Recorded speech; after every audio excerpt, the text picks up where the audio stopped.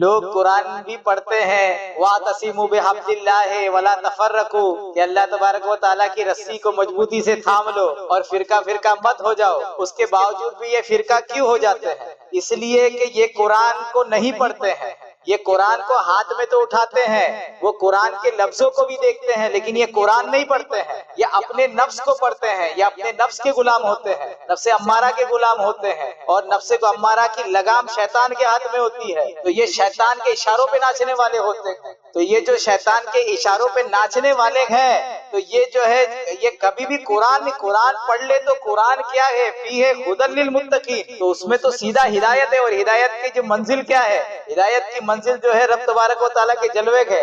ہدایت کی منزل کیا ہے؟ مولا کے انوار و تجلیات ہے۔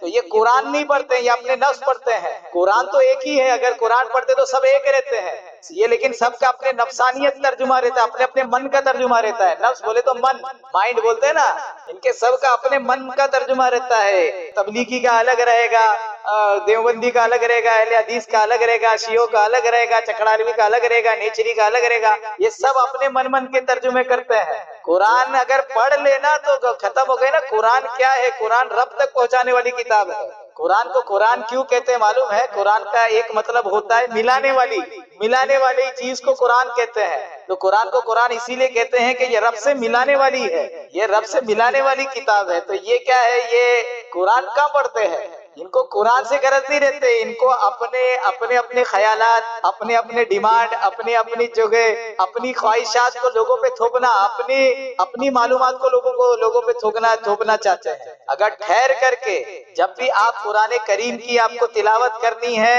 تو آپ کو دو چیز ایک دم مضبوطی سے گاٹھ باندھ کر کے پڑھنا پڑے گی۔ جب بھی قرآن آپ کو سمجھنا ہے تو دو چیز کو ایک دم گاٹھ بار کے ایک دم آپ کو سمجھنا پڑے گا، یا اس کو ایک لفظ میں آپ سمجھنا چاہتے ہو، ایک سینٹنس میں سمجھنا چاہتے ہو، تو یہ ہے کہ آپ کو کلمہ طیبہ لا الہ الا اللہ محمد الرسول اللہ صلی اللہ علیہ وسلم، یہ کلمہ طیبہ پہ پورا ایمان لا کر کے، یعنی کلمہ طیبہ اور اس کے تقاضوں کو سامنے رکھ کر کے، یعنی اللہ تبارک و تعالیٰ کی شان، اس کی عظمت، اس کی صفتوں کو، اللہ کے رسول صلی اللہ علیہ وسلم کی شان، ان کی عظمتوں، ان کی صفتوں کو مد نظر رکھ کے جب آپ قرآن پڑھیں گے تو آپ کو ہدایت ملے گا۔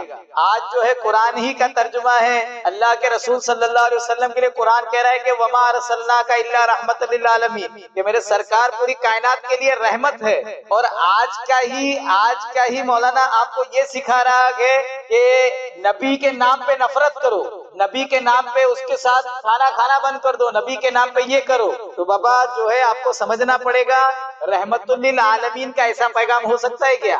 ایسا ہو سکتا ہے کہ آپ کے کسی مسلمان بھائی سے یا کسی انسان سے ایسا رویہ پیش کرو جو ظالمانہ ہو، جو جابرانہ ہو، جو صفاقانہ ہو، یہ رویہ کبھی میرے سرکار نہیں دے سکتے ہیں۔ یہ وہ مولوی کی خود کے نفس کی شرارت ہو سکتی ہے، میرے سرکار کا فرمان نہیں ہو سکتا۔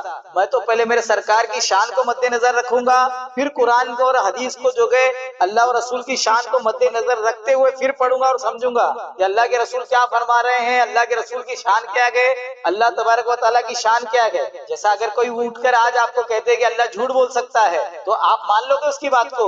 نہیں مانو گے، کیونکہ آپ جانتے ہو کہ اللہ سے بڑھ کر سچا کون؟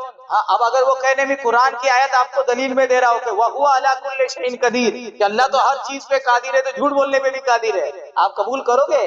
تو آپ اس کو بولے گے ہم اللہ رب العزت کی جو شان ہے، اس کے نبی کی جو شان ہے، ہم اس کو مد نظر رکھتے ہوئے قرآن پڑھتے ہیں، ایسے ہی نہیں پڑھتے ہیں۔ اب یہ ایسے ہی پڑھنے والوں نے فرقے بنا دیے، ایسے ہی پڑھنے والوں نے فرقہ بنا دیے۔ اور ایک سوال کرتا ہوں، آپ کون سے فرقے سے تعلق رکھتے ہیں؟ کون سے فرقے سے تعلق رکھتے ہیں آپ؟ تو لیکن میں کسی فرقے سے تعلق نہیں رکھتا ہوں، میں تمام فرقوں کو یہ سمجھتا ہوں جہنمی ہوں۔ میں جماعت سے تعلق رکھتا ہوں، اہل سنت والجماعت۔ اہل سنت والجماعت کوئی فرقہ نہیں ہے، یہ وہی ہے جس پہ نبی اور صحابہ تھے۔ ہم اہل سنت والجماعت سے تعلق رکھتے ہیں جس کی ترجمانی اولیاء کرام نے کی، جس کی ترجمانی اعلیٰ حضرت نے کی، جس کی ترجمانی غریب نواز نے کی، جس کی ترجمانی غوث اعظم نے کی۔